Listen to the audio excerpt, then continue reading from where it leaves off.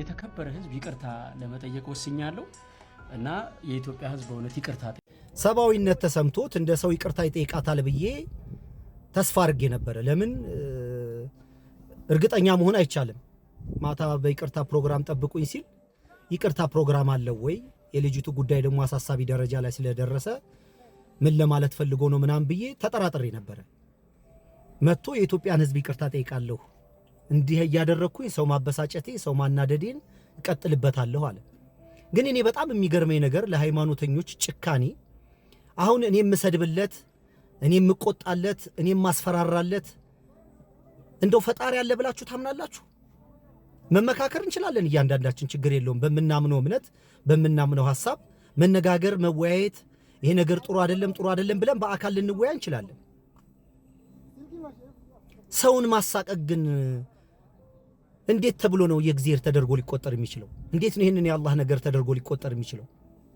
ማን ነው አንተን የኢትዮጵያ ተቆጣጣሪ ገሳጭ ያደረገ? ኢትዮጵያ እኮ የምትመራው በሃይማኖት እኮ አይደለም። ለምሳሌ እኔ አንተ ምክር ለኔ አይመለከተኝም። እኔ ሙስሊም ስለሆንኩ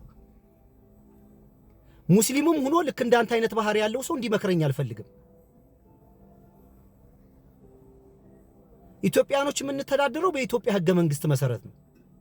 የኢትዮጵያ ህገ መንግስት መችል ልጅ ወንጀለኛ ይላታል ነውረኛ ይላታል አይላትም ነው። ወንጀለኛ አድርጎ ኃጢያተኛ አድርጎ ከቆጠራት መንግስት ነው የሚጠይቃት። አንተ ማን ብለህ ነህ አንተ ለኢትዮጵያ ህዝብ ተቆርቋሪ መካሪ ያደረገ? አንተ ከዚህ በፊት ለገዳም ብር ስትሰበስብ ለቤተክርስቲያን ማሰበሰብ ያልከው ነገር ትዝ አይልህም? ረሳኸው? ስለዚህ በኢትዮጵያ ህገ መንግስት መሰረት የቤተሰብ ህግ አለ፣ የማህበረሰብ ባህል ምናም ማክበር አለ። በዛ መሰረት አበላሸሽ ካለ ልክ ባለፈው ወንድሞቻችንና እህቶቻችንን እንደ አስሮ እንደጠይቃቸው ሁሉ እሷንም አስሮ ይጠይቃታል አስፈላጊ ሆነ። አንተ ማን ነህ? እሺ ፈጣሪው ለፈጣሪ ራሱ ከፈጣሪ ከሷ ጋር ይጨርስ። አንተ ሃይማኖተኛ አይደለህም፣ ጋዜጠኛ ነህ፣ ኮሜዲ ነህ፣ አላጋጭ ነህ። የምታምንበት ሃይማኖት ካለ በሃይማኖቱ ውስጥ በስርዓት መመላለስ መጀመሪያ ያንተ ድል ፋንታ ነው። ሁለተኛ ደግሞ አንድ ሃይማኖተኛ እንዴት መመላለስ አለበት ብለህ ትምህርት ልታስተምር ትችላለህ። ሰዎችን ግን አቢዩዝ እያደረክ እየኮነንክ በቀጥታ ስም አልጠራሁም ብለህ ሳይሆን ሰዎቹን አታክ እያደረክ ግን ማስተማር አትችልም፣ መነጋገር አትችልም። ማን አንተ? የልጅቱ ድርጊት ካበሳጨው ራሱ ፈጣሪ ይጠይቃት፣ ራሱ ፈጣሪ ይቅጣት። ምን ያገባሃል አንተ? እቺ ልጅ ወጣት ነች፣ ነፃ ነች።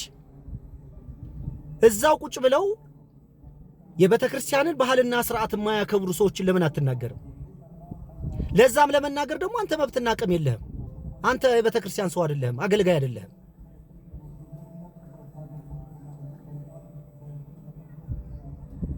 እና ኢትዮጵያ የምትተዳደረው በኢትዮጵያ ህገ መንግስት እንጂ በኦርቶዶክስ በቁርአን በፕሮቴስታንት በምናምን አይደለም። አሁን እኔ ካጠፋው አላህ ከሆነ ለአላህ ነው የምትወልኝ፣ አይመለከተህም። የኢትዮጵያን ህግ ከሳትኩ ደግሞ የኢትዮጵያ መንግስት ነው የሚጠይቀኝ እንጂ አንተ አይደለህም። ስለዚህ ሁላችን ሰልጠን ብለን ለጋራ ህግ እንገዛለን፣ የግል እምነታችን ደግሞ በጋራ እናስኬዳለን። ከዛ በኋላ እንመካከራለን፣ እንጨዋወታለን። ግን የሃይማኖተኞች ችግር በቃ ከእግዚአብሔር በላይ እነሱ ገነው ይታዩና ጨካኞች።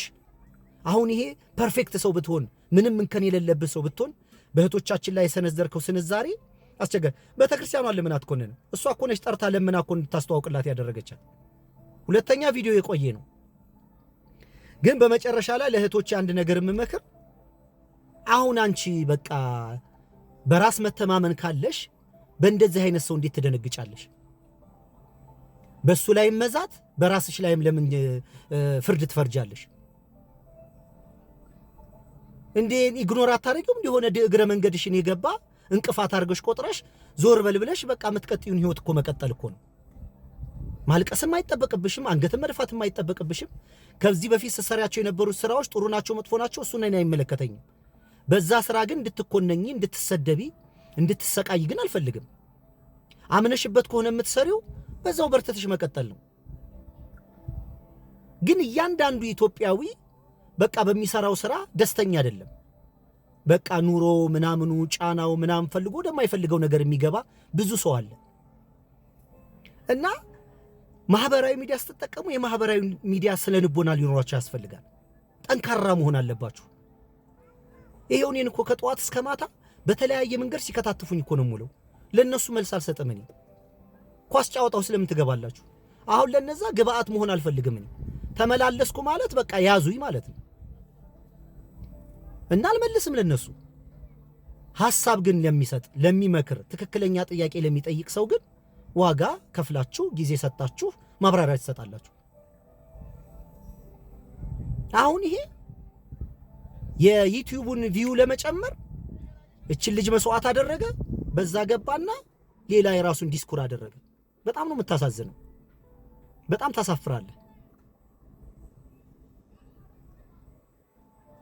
ሰውነትን የሚንቅ ሰውነትን የሚያገል ለሰው የማይራራ ምንም አይነት ነገር ነው ባፍንጫ ይወጣ። ሃይማኖተኝነቴ ለሰው እንዳዝን ለሰው እንድራራ ሰውን እንዳስቀድም ካላደረገኝ ትክክለኛ መንገድ አይደለም፣ ማቆም አለብኝ። ግን አሁን እንዳልኳችሁ ሃይማኖቱ ሳይሆን ችግር እየፈጠሩ ያሉት ሃይማኖተኞች ናቸው። እየተሰቃዩ ያሉትም ሃይማኖተኞች ናቸው። እሷም ሃይማኖቷን በትክክል ብትጠቀም በስለ ንቦና ትቆም ነበረ። እሱም ሃይማኖቱን በትክክል ቢረዳ አፉን መክፈት ያቆም ነበረ። መልካም ቀን።